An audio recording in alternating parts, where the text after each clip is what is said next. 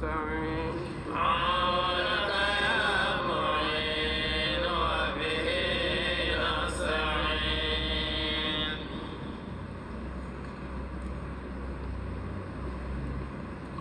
رب اشرح لي صدري رب اشرح لي صدري ويسر لي أمري ويسر لي أمري رب اشرح لي صدري رب اشرح لي صدري ويسر لي أمري ويسر لي أمري واحلل عقدة من لساني واحلل عقدة من لساني يفقهوا قولي يفقهوا قولي ولا يأتونك بمثل ولا يأتونك بمثل إلا جئناك بالحق إلا جئناك بالحق وأحسن تفسيرا وأحسن تفسيرا وعلمك ما لم تكن تعلم وعلمك ما لم تكن تعلم وكان فضل الله عليك عظيما وكان فضل الله عليك عظيما رب زدني علما رب زدني علما رب زدني علما رب زدني علما رب زدني علما رب زدني علما رب زدني علما رب زدني علما وعلمناه من لدنا علما. السلام عليكم ورحمة الله وبركاته. أعوذ بالله من الشيطان الرجيم أعوذ بالله من الشيطان الرجيم أعوذ بالله من الشيطان الرجيم بسم الله الرحمن الرحيم بسم الله الرحمن الرحيم بسم الله الرحمن الرحيم الحمد لله رب العالمين والصلاة والسلام على أشرف المرسلين سيدنا ومولانا محمد وعلى آله وأصحابه وأنصاره أجمعين. adúpẹ́ ní ọ̀dọ̀ Ọlọ́run, adúpẹ́ ìkẹ́gẹ́ kó bá síwájú wa Ànábì wa Muhammad sallallahu alaihi wasallam, adúgbò àwọn Ànábì tó síwájú ìtọ́gbọ̀n sàábé àtàwọn tán tẹ̀lé wọn àtàwọn lọ́kùnrin wọn lóbìnrin wọn gbogbo àtàwọn gbìyànjú tí ẹ̀sìn Islam fi ṣẹ́kù tí Al-Qur'an fi rọrùn fún wa tí mímọ̀ fi ṣeéṣe ní orílẹ̀-èdè ayé ọlọ́mọ̀tàlẹ́kùn kẹ́ gbogbo wọn àtàwọn wà lẹ́tàn kù láyé láàfà títí dáwọ́ ọmọ kí wọn gbogbo àná pátá kọ́nìjájọ́ sórí ayé àti tọ̀run. Àsìkò orí láti kọ́lírì náà ni àti bọ́ sí láti bíjọ mẹ́ta yìí kí ọlọ́njọ́ àlùbáríkà tí ń bẹ nínú oṣù náà, tí ń bẹ nínú àárín, tí ń bẹ níbẹ̀rẹ̀, tí ń bẹ láàárín, tí ń bẹ níparí àti mẹ́tẹ̀yìn kọ́lọ́n kó ṣe fún gbogbo wa. Bàbá wà lórí màá sọ wípé Laylatul Qadri ya Rabbana anilina sa'adata biyana wa matlabuna sahili ulana bi hurmati khairi khalikillah. Orinu Laylatul Qadri albarka bẹ̀, ìmọ̀nà bẹ̀, bẹ̀rẹ̀ Ọlọ́run bẹ̀, gbígbàdúrà bẹ̀, Ọlọ́run kó ṣe kárí gbogbo wa. La hawla wala quwwata illa billahil aliyyil azim. Ibi tí gẹ́gẹ́ bí àwọn ọ̀rọ̀ àti àmbábọ̀ inú tírà àfáwà Al-Aluri radiyallahu ta'ala anhu wa rahimahullah, ad-dinu an-nasiha, ẹ̀sìn òtún tàbí pè lẹ́sìn ju káríbi tí nǹkan kù sí, kádẹ̀gbìyànjú bí a sì tún sí, ibi tó ti dáa kó máa dáa sí, ibi tí ìdáa kó lè dáa. Àwọn mọ̀nà tí bàbá mú wá,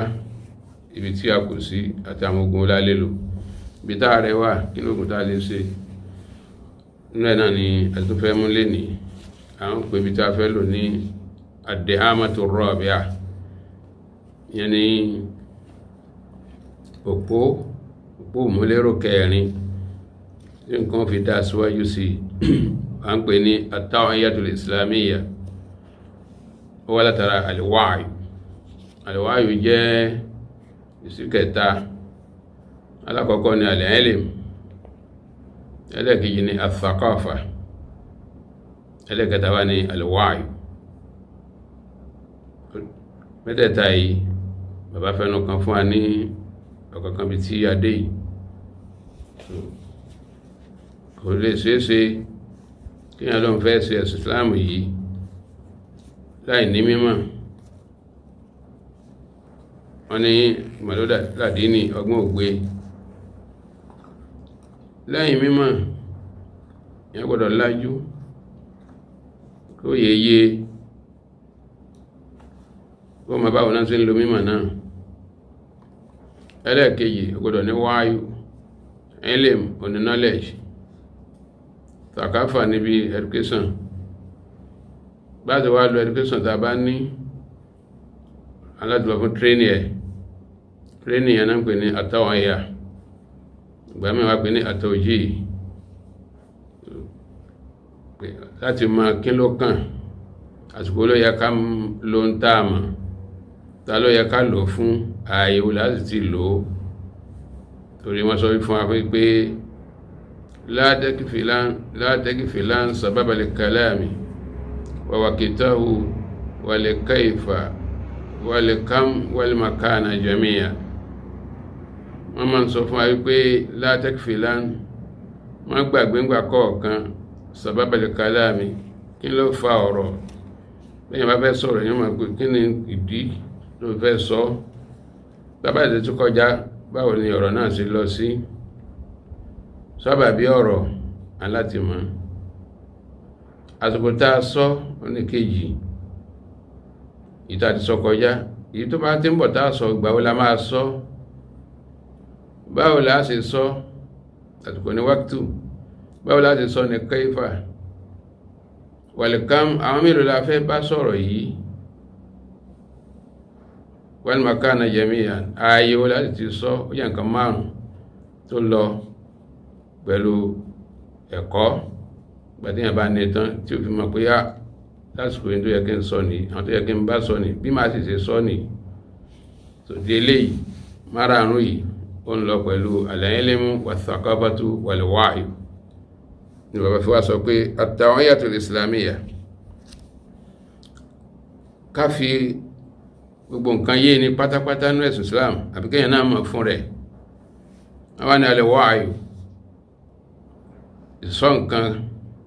dhawqun fikiryun, ó jẹ́ ìtí ọpọlọ ń tọ́ wò, bí ahọ́n sí máa ń tọ́ nǹkan kan wò pé ó dùn, àbókorò, àbókan, àbómẹ́sẹ̀rì, àbóta, tí ojú náà máa rí nǹkan pé àwọ̀ tí mo wò yìí ó dáa, ohun náà ní bóun náà ti ń gbọ́, etí náà níbi ṣe ń gbọ́rọ̀, ó mọ ohun tó dáa, ó mọ etí ò dáa, bẹ́ẹ̀ ni mo náà ń gbóòórùn. Bára bá kan kankan tí a bá rí pé dára mi kàn yìí, mo gbádùn ẹ̀, a máa nú ara. Bí ó bá jẹ́ pé tí ò tẹ́ wa lọ́rùn ni a máa mọ̀. Bí gbogbo nǹkan wọ̀nyí ṣe ní, bẹ́ẹ̀ náà ni ìròrí náà ní ọ̀nà tiẹ̀ tí máa ń gbà mọ àwọn nǹkan kan. Ìwé látara dáwọ́kù ìdápẹ́ taste yàtàkọ́ wádùú bí ìzéhìnù, ibẹ̀ ni ọpọlọ tí máa ń kóná gbogbo gbà tí ò ní sùn. wayanshahizu bihi al-aqilu, bẹ́ẹ̀ kan náà sì ni làákàyà máa tààrẹ pọ́n bí gbàtà ń pọ́n ọ̀bẹ àbá ń pọ́n àdá liqiyami bí adá al-wajibati, kíyàn lè mójútó àwọn nǹkan ọ̀ranyàn tó ń jẹ́ bí duty ẹ̀, responsibility ẹ̀, wa istihqaq al-huquqi, kó sì mọ bí ó sì wà tó jẹ́ right ẹ̀ tó ń jẹ́ tọ́. wa huwa malakatun, wọ́n ní agbára kan ni mutamakkinatun, tó jòkó pẹ̀rẹ̀ fi dhihni kulli insani, tínú làákàyè nìkọ̀ọ̀kan. Ghayra annaha, àmọ́ agbára yìí kò lè la ta'malu, kò lè ṣiṣẹ́, kò lè dá ṣiṣẹ́ fún rẹ̀ illa bitaharruki, àfikún ní nǹkan kan tí ó máa gbé dìde, kò lè kó lójú kan náà, àfikún ní tí ó máa yí padà. Wala yuharrikuha, kò sí tó lè mú yíra padà illa thaqafa, àfi kéèyàn lajú kéèyàn máa kí ni lọ nínú ayé kí ni lọ ní àyíká ẹ̀. kàmásàlì lè bàrúd wọn ló dà gẹ́gẹ́ bí ẹ̀tùbọ́n láyé tẹ̀híbù kò lè dájò fúnra rẹ̀ kó sẹ́ná ìlàmà láhíbi àwìsọ́ra àfikórí nǹkan kan ìtànà kan ká sáná sí ìyẹn ní ó tó ṣiṣẹ́. wàlẹ̀wáàyù ìmọ̀ gbogbo àyíká àbí mímọ̀ kílókàn lóbò thaqafati òun la fẹ́ yọ tabaléyàn wà educated pàpín tá fẹ́ yọ mẹ́ náà ni kó mọ̀ bí ó sì lo ogun tó mọ̀ wà thaqafatu ọ̀làjú kẹ́ni ló bọ̀lẹ̀ ilmi òun la kò rí mímọ̀ bí yàn bá ní mímọ̀ tí ó ní thaqafa ó ní èpo lọ́wọ́ nù ni ó bó èpo kìí tí kan ọmọ yàn bá ní thaqafa náà tí ó tún ní wáyù kò bọ́ sí. bàbá ní ilẹ̀ annalẹ̀ ilma torí pé ìmọ̀ ma'rifatu haqa'iqil ashiya'i ala ma hiya alayhi fil waqi' ká ma pàápàá àwọn nǹkan kan bó ṣe wà bọ́lọ̀ sí gbé kalẹ̀ tí ń jẹ́ mẹ́nu ni. wa thaqafatu ọ̀làjú nudujul ilmi wa nuqayatuhu wa kimmatuhu ní tí ń jẹ́ ọ̀làjú ni ìjìnà kòròrò mímọ̀ àti ká fọ mímọ̀ mọ́ àti ká gbéga kimmatuhu allati tatakasaru anha a'naqul abtarin pàápín ògógó mímọ̀ tó ṣe pé àwọn tí wọ́n ṣẹ̀ṣẹ̀ bẹ̀rẹ̀ mímọ̀ àbọ̀ ní mímọ̀ alábọ̀ mímọ̀ òun á kúrú láti lè mọ báwo ló ṣe jẹ́. wal ilmul islami fi Nàìjíríà kathir bàbá ní ìmọ̀ Islam ìmìnà Islamic knowledge Nàìjíríà ó pọ̀ kálukú náà ló mọ̀ wa thaqafatul islamiyyatu qalila àmọ́làjú tí Islam gbé wá fún wa ó kéré jọjọ. wàlẹ̀wáyò lè ìsìlámi bá sì lò ọ̀làjú náà fi tààlim láti fi kọ́ ọmọ mafkúdùn àti ìsàfẹ́pẹ̀ pátápátá wà ń wò jídà bábálà ti ẹ̀rí wáyò yìí wáwà akọ́lù mínàlẹ̀ kọ́lì òun náà tó kéré jù. tí ó bá sí wáyò ní gbogbo ìrìn àjò tí bàbá àlà lórí rìn tán fi kóòn lé pé àṣíbáyìí náà lọ̀rọ̀ ó máa lọ ní 1946 àti 1951 káàtì sọ kọjá ní wáyò ló fà tí ó bá síbẹ̀ bá ti bá nǹkan tí ń lọ náà bá máa ṣe lọ. ìsìpìlẹ̀ wáyé látara wáyò yìí ó yàtọ̀ sí wáyò ìránṣẹ́ tọ́lọ́run wáyò ó ní àyín lélẹ̀ yìí tí àfáwà mọ̀bí àti fásásí táwọn sọ nù wasailu mutaqabbala àwọn yìí pé Ànábì wa Muhammad sallallahu alaihi wasallam nígbà tọ́lọ́run rán Jibrilu sí pé kán lọ sí operation kan yọ àwọn ọkàn burúkú àwọn ìdọ̀tí tó wà ń bẹ̀ kan fọ́ mọ́ wọ́n kí Ànábì pé wàá ìdí ṣakka Jibrilu sadrahu fa ahraza ilman duna rasmin wala mahawi. wọ́n ni wàá nígbàtí Jibrilu ti fọkàn Ànábì ti tọ́jú gbogbo tó kàn téèyàn máa máa táwọn fi mímọ̀ ṣe. wàá ó ha gbogbo tó yẹ kó há sínú ọpọlọ rẹ̀ ó sì tọ́jú ẹ̀ síbẹ̀. ìdí ṣakka Jibrilu sadrahu nígbà Jibrilu ti lágbáyà rẹ̀ tó ti yọ nǹkan kí nǹkan kó ń bẹ́ẹ̀ fa ahraza ilman ó wá ní mímọ̀ tó yàtọ̀ sí mímọ̀ èyí tó mọ̀ tẹ́lẹ̀ dóná rọ́símí ìmọ̀ èyí tó sì wá níyì wọn kọ́ síbi kankan kápẹ́nu tákàndá ní wọ́n ń kà ń bẹ̀ wàlá máhwí inú ọkàn rẹ̀ tán dẹ̀ kọ́ sí kò sí tó lè parẹ́ mẹ́ tó wáyù nìyẹn. ìsìbìlẹ̀ wáyé ya'riful insanu mawaqi ad-da'f wáyé ní jẹ́ kéèyàn kọ̀ọ̀kan mọ ibi tó ń kù sí ibi tó ń ti kọ́lẹ̀ fàyẹ́sìn á fi takwiyatiha àwọn àyè ibi tó ti kọ́lẹ̀ yìí á máa wá ṣiṣẹ́ takuntakun láti sọ àwọn àyèyàn di agbára. wa ya'rifu al-insanu mawadi al-quwwa á dẹ̀ mọ ibi tí ó ń lágbára sí fayamalu li ziyadatiha á dẹ̀ máa wá ṣiṣẹ́ bí agbára náà sí ní dọ̀lẹ́ tágbára yóò máa lékún jojúmọ́. wa asbab al-ghina á dẹ̀ mọ àwọn tó lè fa ọ̀rọ̀ fún tí òfin ní jólósì fayastaksira minha á dẹ̀ máa lọ wá báwo nìkan yóò ṣe pọ̀ sí. wa dawaya al-faqr á dẹ̀ mọ àwọn àyè tí máa ń fa òṣì fún ni àbí ńgbà tí yàn bá ń rí owó ní ọ̀nà ẹyọ kan tí na sọ́nà 5 àbọ́nà 6 báwo ló ti fẹ́ lákòójọ. a mọ̀ pé àwọn tó lè fa òṣì fún nìyí àfikún dínkù kó ń jìnà sí tọ́rọ̀ bá wá dé kó máa lò sí bọ́lọ̀ sí fẹ́ wàbẹ̀lẹ̀ wáyí látara wáyù yumayyizu al-insanu al-aduwwa min as-sadiq ìtají ó bẹ̀ ní ènìyàn kọ̀ọ̀kan ti máa ọ̀tá yàtọ̀ sí ọ̀rẹ́ fayataharrasu min makaidil aduwwi yóò máa wá bẹ̀rẹ̀ sí ṣọ́ra láì pariwo níbi gbogbo ète tí ọ̀tá bá máa ń dá hatta la yu'ta min haythu yadri wa min haythu la yadri fáátí tí ó fi jẹ́ pé àwọn wá ká máa níbi tó náà mọ̀ pé àti lè mú òun àtàyè tí ò tiẹ̀ mọ̀ rárá kama yatahaffazu bó ti jẹ́ pé yóò máa tó gbìyànjú yóò máa ṣiṣẹ́ takuntakun limunasarati sadiqi láti dúró gbọ́n lẹ́yìn ọ̀rẹ́ wa mu'azaratihi àti kún lápá hatta yatahaqqaqa mana sadaqati wal ikha fáátí tí ń tán pè lọ́rẹ̀ ó fi ṣe é ṣe fún méjèèjì àti ìjẹ́ ọmọ ìyá bàbá tó ní wàlẹ̀ wáyù huwa alladhi yu'allimu al-insana òun ní ma ń kọ́ èèyàn kọ̀ọ̀kan kayfa yahya kariman pé báwo ni ó sì lo ayé nílò ayé ẹni àpọ́nlé ẹni tá máa bọ̀wọ̀ fún tá máa pọ́nlé tá máa yẹ́ sí wáyù ní kọ́ èèyàn ìrìnàjẹ́ èèyàn onírètí àbí ìṣekúṣe téèyàn ó ṣe tó fi dẹni àbùkù aw yamutu kariman àbí téèyàn ó ṣe kú pẹ̀lú àpọ́nlé wàlẹ̀ wáyù lè islami àbátún ní wáyé ti islam mafkudun bayna muslimi Nigeria awati láàrin musulmi Nigeria hatta yuthbitu wujuda anfusihim tí wọ́n fi lè fura hàn pé àwa náà ń bẹ ka ummatin karima gẹ́gẹ́ bí ìjọ tí Ọlọ́run pálí nígbàlọ́n sọ pé walaqad karramna bani adam táwọn náà ti wà nù bani adam tásù ma gbé karama àpánlé yẹn tá ma gbé jókòó gbogbo gbà aw ka jasadin wahidin àbí ká pé tó bá pa ní wáyù ni àbá máa lo ayé nílò ayé ara ẹyọ kan ṣoṣo ìdàsítákà àwọn déwọ́n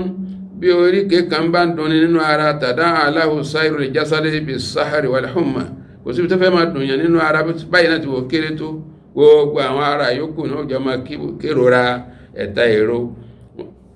bó ti yẹ kí àwọn mùsùlùmí rí nù ní tí bá ti ń ṣe ẹnìkan nínú wa káwọn pé gbogbo wa ní ń ṣe fa inna fi atal islamiyya àwọn àjọ islam fil mujtama nàìjírí ní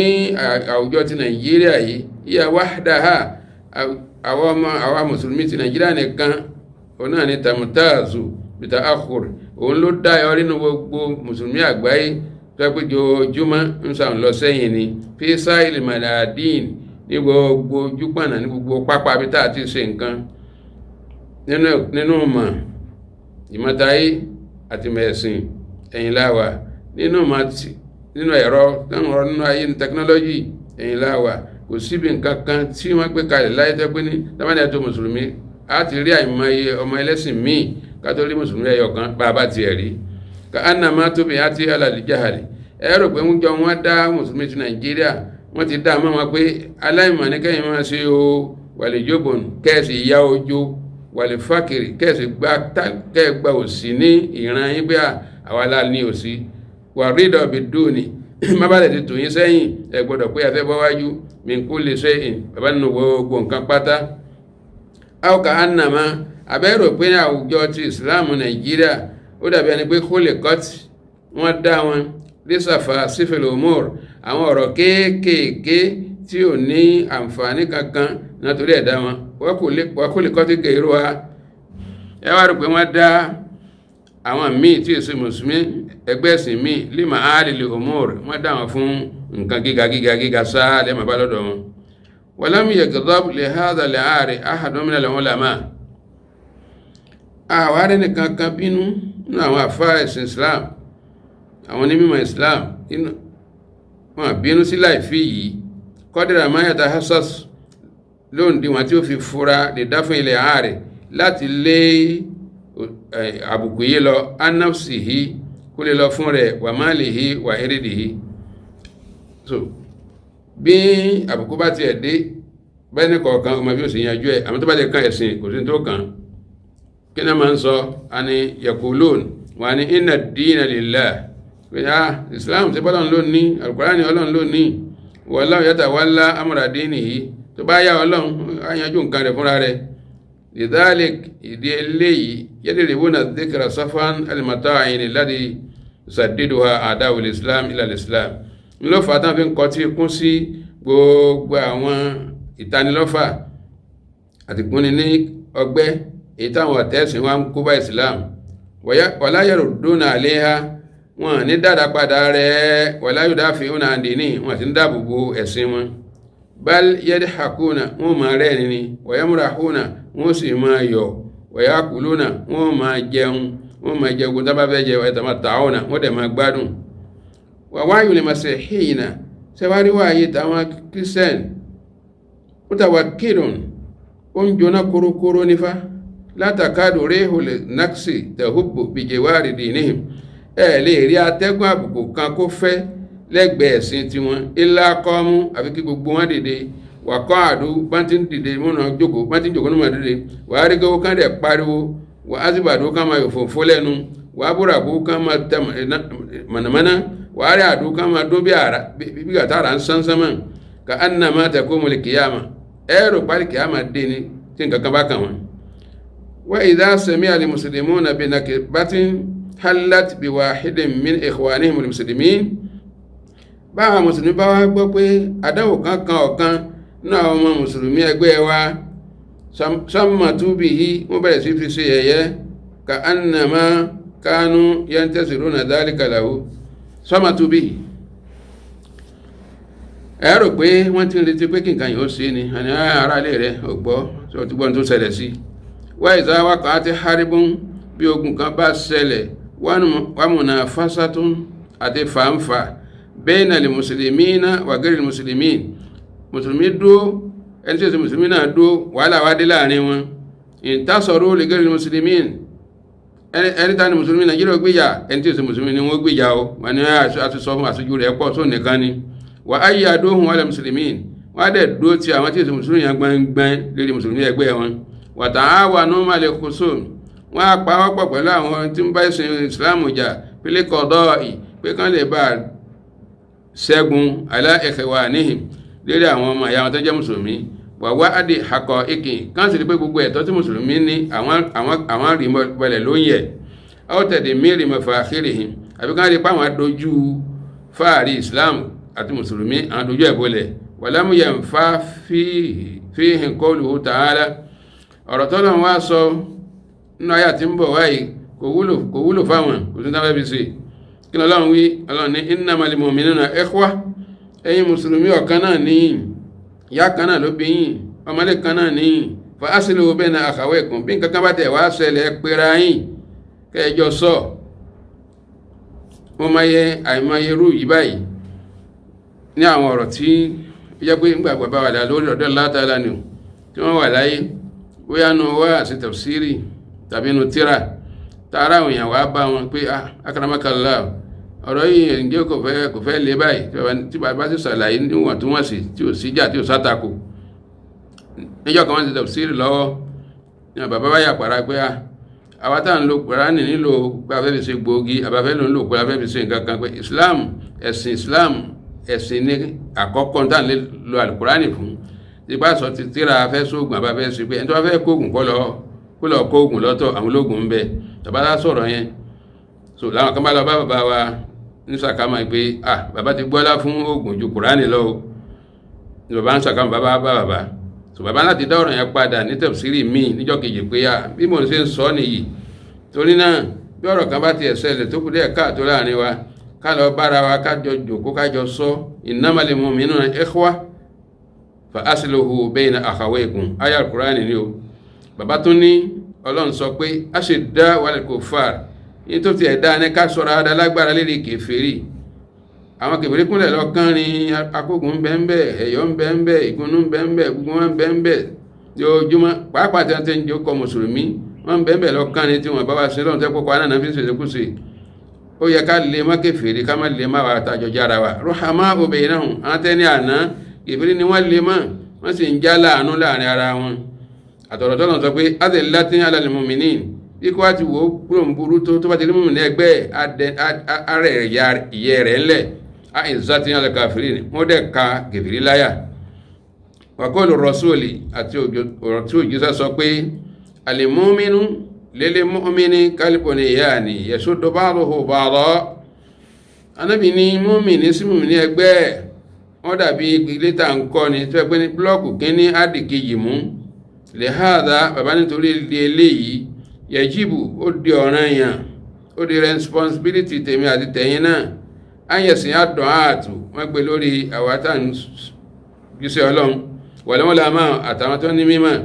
wọ́n ló dọ̀ranyàn fi taw'iyatil islamiyya à ń láti mọ kí ni islam ń fẹ́ gan-an tàtọ́jú ẹ̀ dáadáa wa an ya'khudhu bi asbabiha kádẹ̀lẹ̀ mú àwọn òkúnfà rẹ̀ wal wasailu allati tugziha àti àwọn òkúnfà èyí tó yẹ pé yóò máa fún kìnnìún lóúnjẹ wàtò mẹ́dùhà yóò sì máa fún lágbára wallati tab'athuha min raqidatiha àti tó yẹ pé yóò máa gbé dìde níbi oorun tó sùn. Bàbá ní wal-mu'tamaratu ká máa ṣe kọ́nfẹ́rẹ́nsì wal izaa'atu ká nílé rédíò tiwa wà sọ́fọ́ kí mùsùlùmí ní tán ìwé ìròyìn wal majallatul islamiyya àtàwọn magasin ti islam híyà bàbá ní àwọn ohun kan wọ̀nyí ká máa ṣe kọ́nfẹ́rẹ́nsì ká máa pera wa ká lọ lé rédíò ká lọ tẹlifíṣàn ká lọ ní pépà ká ní magasin tí ó máa jáde ó ní àwọn àkórí adawati taw'iyya àwọn nǹkan tá a lè máa lò tí mùsùlùmí kọ̀ọ̀kan fi máa kí ní ṣẹlẹ̀. Thumma bàbá lẹ́yìn náà inna tafaqquda ahwalil alami kéèyàn máa gbogbo sí tí ń lọ láyé wà má yajri fihi àti tí ń ṣẹlẹ̀ lọ́wọ́lọ́wọ́ wa tatabbu'i su'unil muslimina fi tilkal ahwal kádẹ̀ máa tọpa àwọn àṣẹ tí ń ṣẹlẹ̀ sí mùsùlùmí ní àwọn àkókò wọ̀nyí yaj'alul muslima arifan yóò sọ mùsùlùmí dẹni tó mọ bi kulli ma yajri fi kulli baladin yóò máa kíni lọ́nù lókọ̀ọ̀kan wà máa kulli ummatin àtàwọn ará lókọ̀ọ̀kan náà wa yaj'aluhu wa'iyan láti bẹ̀yẹn adẹni tí ó mọ ní tí islam fẹ́ tí ń tọ́jú gbogbo ẹ̀ sí ọkàn rẹ̀. bàbá tó àṣà ìmọ̀ gbìyànjú àmọ́ níbi tó yẹ ká gbìyànjú sí ká ń gbà sí àwọn ni tẹ̀dẹ̀yẹ̀wò lè juhud à ń ra ìyànjú aláre à ń pa ń jíṣẹ́ ọlọ́run tó tọ́ àmọ́ gbogbo ń tàn fi ń jíṣẹ́ ọlọ́run ìbígbà tá à ń ra ìyànjú láre nítorí kò méso kankan wá. ọ̀mìnkì láti sàkọ́ọ̀fà níbi pé ọ̀làjú kéré wàlíwáàyè àti ń tá fọ́làjú náà sí inú ẹ̀ ní tẹ̀fùdílù ba'dil ulama'i al-kusura ala lub ó ní káwọn àpá kan àwọn àfá ká máa gbé ọlá fún èpo ju ojúlówó lọ wal 'ird ala al-jawhar ká sì bí àyàbá ká gbélé lékè ojúlówó kalladina yurakkizuna juhudahum wa da'watahum al-islamiyya ala safasifil umur bí àwọn tán dó gbọ́n gbogbo ìyànjú wọn ibi tán gbé sí àwọn ọ̀rọ̀ dẹ̀ndẹ̀lẹ̀ tó pé ní àyàbá ní jẹ́nu ẹ̀sìn wọ́n láàrí mìíràn bẹnu àwọn àfá man yahtammu ẹni tó pé tó kàn jù bí itlaqi lihiyati òun náà ni kásádàrùn gbọ̀n sí pàtàkì fèrè man yahlikuha kó sì mọ pẹ̀lú tí ó bá ti má ti ń fa irùngbọ̀n rẹ̀ kó mọ̀ pé ń kébèrè. babalẹ̀ kejì ọ̀mìnìhùn ìbẹ̀ nínú wọn man yujibu ta'ammuma ala kulli muslimin fi kulli hal pé nítorí mọ́ dání ni pé ẹsà ti wé láwà ní gbogbo kò sí tó kàn pẹ̀lú àtọ́ bá wò ó sáàdìpọ̀ wé láwà ní tí mùsùlùmí ní gbogbo sí tó bá wò wà wọ́n kẹ́ fèrò man yuqallinis yóò sì máa pẹ ẹni tí ń sí rílẹ̀ àbí tó dé fìlà á máa pè ní kèfèrí. ẹlẹ́kẹta bàbá minhum man yujibu al-hijaba al-kulliyya ala al-mar'ati al-muslima ẹlẹ́mí bẹ̀rẹ̀ pé ní ọ̀rọ̀ obìnrin aṣọ tó yẹ kó wọ̀ ní ìjáàbù ní kíní kan ní làmúdání á ní gbogbo àwọn obìnrin tó bá ti lè lọ ọjà ọkọ rẹ̀ ti di kèfèrí lọ́dọ̀ tí wọ́n lọ́hùn níta àmúdání nù ni.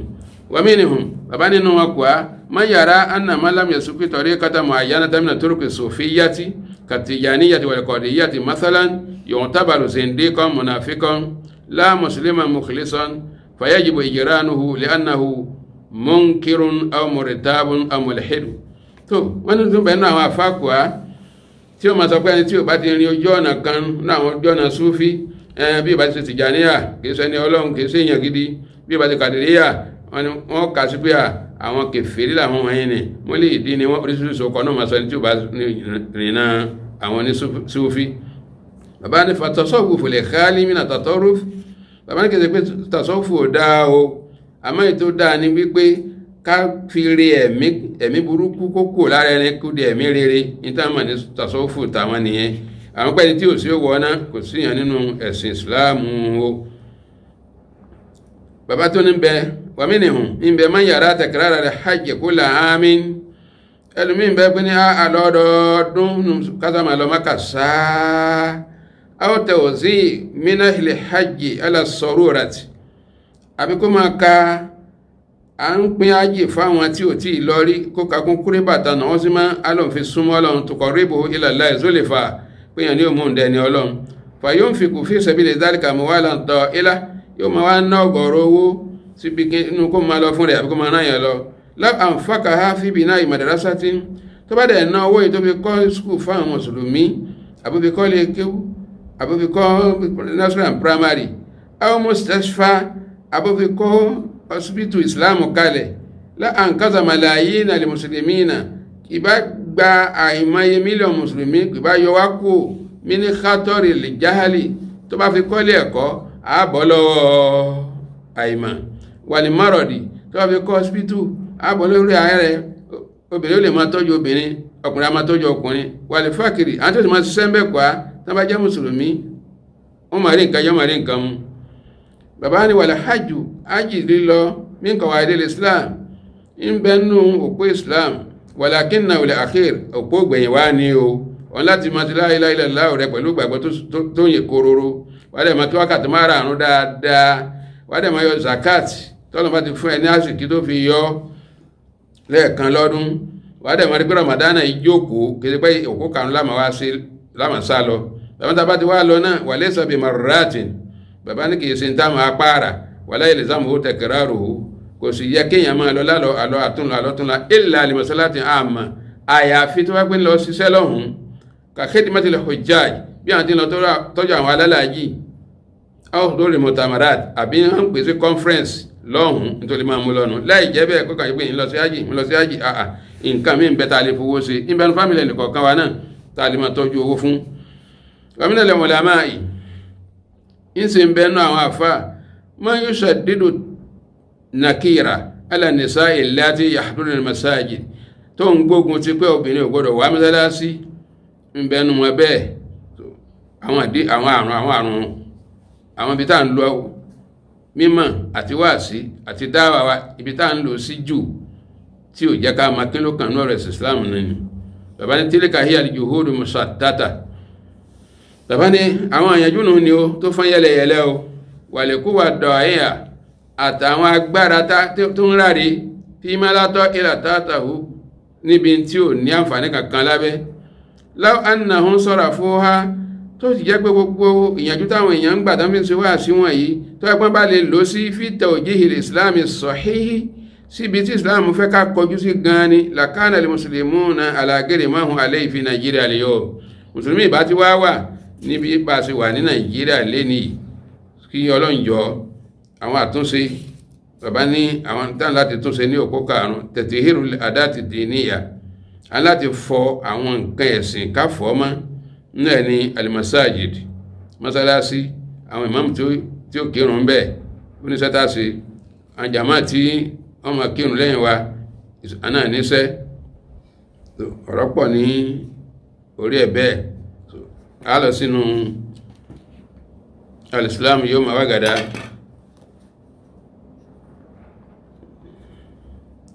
bàbá ni máa yajibu tagyiru wa islāhuhu lidamāni mustakbalin bāhir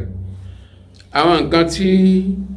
ó sọ̀nà yẹn ká yí padà ká sì tún ṣe kí ọjọ́ iwájú rere lè bá àwọn mùsùlùmí Nàìjíríà àwọn apin sí ọ̀nà méjì alákọ̀ọ́kọ́ wọ́n ní akabatun àwọn òkúta tó rọ́ dínà táǹpẹ̀ ní obstacle báwo láti gbé kúrò ní ẹlẹ́ẹ̀kejì tọ̀ọ̀kọ́ọ̀tún àwọn agbára tọ́lọ̀ ń fún wa nínú mímọ̀ nínú àsìkí nínú àlàáfíà nínú ẹ̀mí kí n ó sì wà lọ́wọ́ wa báyìí kí n láti wá lò fáǹfààní Islam ó jẹ́ nǹkan méjì bàbá ní àdúrà lákọ̀ọ́kọ́ sí nasalullaha an yuqayyida lana man yaqumu bihima wa yasya fihima hatta an-najah bàbá ní kọ́lọ̀ ń jọ kó bá gbé dìde ẹni tí ó mọ àwọn àṣòro wa tí ó sì bá gbé kú tí ó sì mú àwọn agbára tá a ní tí ó mọ̀ bá ṣe lò lọ́nà tó dáa. Àwọn bẹ̀rẹ̀ sí ka àwọn òkúta tó rọ́ dínà tí ò já kó lójú kan náà gẹ́gẹ́ mùsùlùmí Nàìjíríà. Àwọ́lán alákọ̀ọ́kọ́ ìzálàtò tẹ̀mù yìí ìzòlẹ̀ òǹsórí ká kọ́kọ́ gbé kó pé a máa jàjàrán bẹ́ẹ̀ na mùsùlùmí Shamali wal Janub láàrin mùsùlùmí ti òkè ọya àti mùsùlùmí ti ìsàlẹ̀ ọya, pé ká máa pé à mùsùlùmí Haúsá ni mùsùlùmí Yorùbá ni wọ́n ní ká gbé kó. Ẹlẹ́ẹ̀kejì ìbòtọ́ọ̀lù ihtikari al-manasibi diniya, tèmi èmi musa ní ipò eléyìí mú láti dìímú nú ẹ̀sìn, ẹlùmí ò sì gbọdọ̀ bá ń jẹ mọ́ kódà bí ò ní mímọ̀ rẹ̀, wọ́n láti gbé kó. Ẹlẹ́ẹ̀kẹta mani tadakhuli ghayri al-mutakhassisina fi su'uni ad-din al-islami, àwọn tí ó kọ́ ẹ̀kọ́ ẹ̀sìn ká má gbé ọ̀rọ̀ lé wọn lọ́pọ̀ ní ó máa pàṣẹ, ó di mẹ́ta. Ẹlẹ́ẹ̀kẹrin tarku muharabati ba'dina ba'dan tahta muharabati al-bid'i wal khurafat. Bàbálẹ̀ kẹrin yìí ìgbógun ti ara wa tẹ́nìkí ní ó dìde tẹ́nìkí yóò dìde tán bẹ̀rẹ̀ sí bára wa jà tààlà àǹjagun bídíà àti gbogbo àwọn àdáparọ́. Bàbá ní ẹjá ká fìyàn lẹ̀ náà kájọ mójútó tó kàn. Níjọ́ kan wọ́n dẹ̀ pòwé wọn ní wípé ilé bẹ̀rẹ̀ sí iná sẹ́yọ náà ilé bẹ̀rẹ̀ sí jó. Gbàtí náà máa sẹ́yọ ìdúgbò ará àdúgbò tó ń dìde wípé ẹ máa pa mi bá ṣe paná lẹ́wọ̀n bá ń dìde máa pé ẹ wá tàtẹ̀ ní dáná tàntà gáàsì ilẹ̀ gan wọ́n ń wádìí ẹni tó paná mìíràn tí ń ṣe yìí nìsan pé gbogbo ilé àti dúkìá tí máa bẹ̀ẹ̀ máa jóná yìí tó fi mójútó kan paná náà tó máa wádìí tàntà náà. Bàbá ní àpèjúwe wa àwa mùsùlùmí Nàìjíríà bá ti rí nù ní ànílò wá omi paná ta ló tan náà lẹ̀ ní àmà wa. hadhihi an-nahiyatu salbiyya, bàbá ní ẹgbẹ́ ti negative side òun lélẹ́yìí yajibu an nakuma biha kádìde kádẹ̀rí wípé àyẹ̀kù ń bẹ̀. wa idha tarakna al-habla ala gharibiha, bàbá tá a bá fokùn yí lẹ̀ pé bó ti wà náà ní kó wà yajalu al-ba'sa baynana shadidan, bàbá láburú tún máa ṣẹlẹ̀ láàrin wa máa lé sí ni o. wa yu'idu alayna waqata al-jamal, àwọn ogun tó ti ṣe tẹ̀lẹ̀ kọjá láyé àwọn sàábé ajẹ́pá tó fẹ́ dá padà nù èyí tó sì jà kọjá ní ìsìláàmù ráǹfààní kankan sí mẹ́. bá ti sọ ẹgbẹ́ ti kámọ́sí dóńdù ẹgbẹ́ kí agbára tí wọ́n ń bẹ lọ́wọ́ wa ń pè yẹn ní àtọ̀kọ́tùlùmọ̀ àtọ́là, àwọn agbára tó lọ fún wa tá a wá ṣe mọ́lé tá a jò ṣiṣẹ́ allati yajibu istiglaluha, ètò ẹgbẹ́ ó yẹ ká kó agbára náà jáde ká sì lò li salihi da'wa kó lè jàǹfààní fún dáwà ti Islam. faya kathiratun, bàbá ló pọ̀ gan-an àwọn akadé ẹ̀ fún wa nú ẹ̀. awalan alákọ̀ọ́kọ́ islahu wada'il mar'atil muslima, bàbá ní àwọn ọmọbìnrin wa mùsùlùmí ní ká kọ́kọ́ mójútó gan-an kárípà tún wọn sí lókè ọya ní àti nísàlẹ̀ ọya. Ẹlẹ́ẹ̀kejì tààmìmù náfẹ́ ilẹ̀ kútọ̀bìlì mìbàríyà, bàbá ní ká jẹ́ ká ń fà ní útúbà àjọ jímọ̀ ọmọ kárí tẹ́mùkán ti sọ síwájú pé tàbá nílé rédíò tiwa ta ní pépà tiwa wọ́n lè máa gbé jáde gbogbo mùsùlùmí tí ó bára ìlọlẹ̀ kí ó tí ó mọ̀ tí ń lọ. wátẹ̀jìdì ìdúhà, bàbá dẹ̀ ní ká máa nípa ń ṣe útúbà náà lọ́tún wáfukọ̀l àhádáàsì wàlúwàkọ́ì, kó ṣe déédéé mọ́ in ti ń bá ń ṣẹlẹ̀ nínú ayé lọ́wọ́lọ́wọ́ báyìí. fàyínà tẹ̀kẹ̀rára ha ká máa pàrà túbẹ̀ ọ̀kan wáyé lọ́kọ́ ha ká sì máa sọ fáwọn èèyàn bí lókàtí látùbọ̀ hàmù ká máa fèdè táwọn èèyàn ò gbọ́ ká máa fi ṣe útúbà èhìmá ló ń lè hádé tọ́ọ̀kọ̀. agbára tọ́lọ̀ ń fún wa ní útúbà jẹ́ ara láre nù ní tàbá ti jáwọn èèyàn sàǹfààní tàbá ti wájú mọ́. thalithan ẹlẹ́ẹ̀kẹta insha'u rabitatin li a'immati masajid, bàbá ní ká dá àwùjọ kan lẹ̀ tí wọ́n jẹ́ bí league of imam fún ọgbọ̀n imam mọ́sálásí kọ̀ọ̀kan nítòsí àti níjìnà, mọ́sálásí rátìbí ládùúgbò tán bá jọ wà ní local government wọn kán ní ṣe pọ̀ ní state wọn kán ní ṣe pọ̀ kó wá padà jẹ́ pé ní federal hatta yata'arafu, títí táwọn mọ́mù wọn yóò fi mara wọn wa yattahidu fi wijati tẹ́nu ó sì fi máa kò níbi tán bá jọ fẹ́ dájú kọ́ pé tá a fẹ́ ṣe nìyí. fa inna adama ta'arufi, bàbá ní àìmára ẹni wa ta'awuni bainahum tí wọ́n sì fọwọ́sowọ́pọ̀ tẹ̀dẹ̀ yẹ́wọ́n lè ha di tọ̀ọ̀kọ̀ agbára yìí òun náà ara lárinú ni ó. ẹlẹ́ẹ̀kẹrin alukuraanu bàbá ní alukuraani kúwàtún agbára ni wàtọ̀ọ̀kọ̀tún agbára nú àti títà ni asana istimalaha asilo darisan ní kíkọ́ ni wàfáàmán ní gbígbọ́ yé wàkásfán kásì màsírí tí ń bẹ̀ẹ́ ara láre fàyẹ́jìbọ̀ ìsánù istimaliha ádáwó kálù alukurani lọ́nà tó dáa bí sì ń bá ti lọ́wọ́n lóòmù káwa náà máa yọ sáyẹ̀nsì jáde kóònù alukurani fàlànà ń tẹ̀sìr ká má jòkó ká má wá retí hátà yẹ̀kẹ̀tẹ̀ sífà àlẹ́ gáríbù lẹ́gbẹ̀ngbà táwọn òyìnbó tán bá gbé jáde tán láàmà wá gbé ní àyàbá yìí ti wí wọ́n ní káwọn náà dìde ká gbìyànjú ká máa ronú. ẹlẹ́ẹ̀karùn-ún bàbá ní àdùáhù silahul mu'min wọ́n wí jẹ́ onínà àtútù wí ń bí. bàbá ní àdúrà òun ni wẹ́pọ̀n tí mùmínì ní òun ni nǹkan ìjà rẹ̀ wàwà taqatun muhmalatun agbára ní àdúrà tààrà láre táàlù síbi tó yẹ ká lù sí fa alayna an nasta'milahu lis-salih al-'am a ń láti lò fáǹfà ní gbogbogbò oníjẹtara nìkan. sadisan ẹlẹ́ẹ̀kẹfà al-i'tizazu bil-lughati al-arabiyya ìyẹn bá gbàtà pé èdè Lárúbáwá wí wọ́n ní ká rí pé èdè Lárúbáwá yìí ká kàákún ká dẹ̀ gbé yìí fún kámáyẹ̀yẹ́ li annaha juz'un min al-islam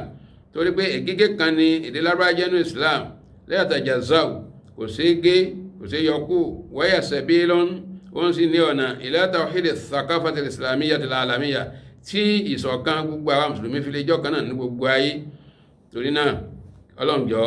tí bàbá ti tó gba àwọn ọ̀rọ̀ wọ̀nyí ọlọ́njọ́ rọ̀ wá lọ́rùn láti ṣe káwa náà kún lẹ́ni tí ó lè ṣe dáadáa tí àfẹ́rábọ̀ rí jẹ́ ọlọ́run ìlú wa ọlọ́run bá wa tó ṣe tán àwa náà ṣe fi alọ́kàn balẹ̀ gbogbo tí ń lọ lọ́wọ́lọ́wọ́ láàárẹ̀ báyìí ọlọ́run bá wa mú kó gbogbo àwọn afáwà pátá ọlọ́run bá wa sọ wọn àwa náà tàjọ́ máa kíw ọlọ́run kó sọ wa àlékún mímọ́ wa kọ́lọ́run ṣe rabbi zidni ilman rabbi zidni ilman rabbi zidni ilman wa sallallahu wa sallam ala sayyidina muhammadin